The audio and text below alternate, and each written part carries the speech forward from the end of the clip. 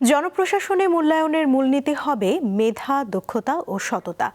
আজ 4 দিনের ডিসি সম্মেলন উদ্বোধন করে কথা বলেন প্রধানমন্ত্রী তারেক রহমান।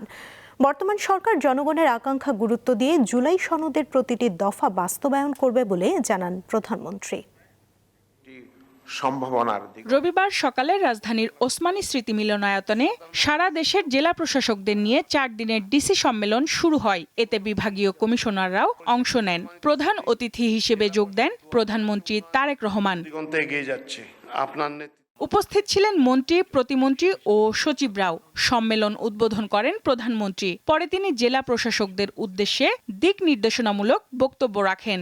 জনপ্রশাসন যদি সঠিকভাবে কাজ করে তাহলে অবশ্যই জনগণের রায় যে প্রতিফলিত হয় সেটি আপনারা প্রমাণ করেছেন 12 তারিখের নির্বাচনে। আমরা চাই সততা, মেধা এবং দক্ষতাই হবে জনপ্রশাসনের নিয়োগ, বদলি কিংবা প্রমোশনের মূল নীতি।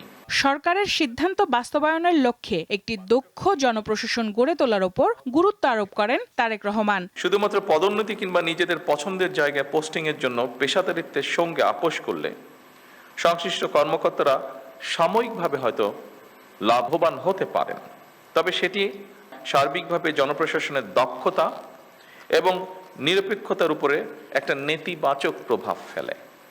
সুতরাং জনপ্রশাসনের কর্মকর্তাদের সব পদেই কাজ করার মানসিকতা থাকা জরুরি। সরকারের প্রধান নির্বাহী বলেন, ন্যায়ভিত্তিক রাষ্ট্র গঠনের লক্ষ্যে নির্বাচনী ইশতেহার ও জনগণের আকাঙ্ক্ষা বাস্তবায়ন করা হবে। নির্বাচনী ইশতেহার এবং জনগণের সামনে স্বাক্ষরিত যে জুলাই সনদ, আমরা সেই সকল কিছুর অর্থাৎ আমাদের ম্যানিফেস্টো এবং জুলাই সনদ, এটার প্রতিটি দফা, প্রতিটি অঙ্গীকার পর্যায়ক্রমে আমরা বাস্তবায়ন করতে চাই।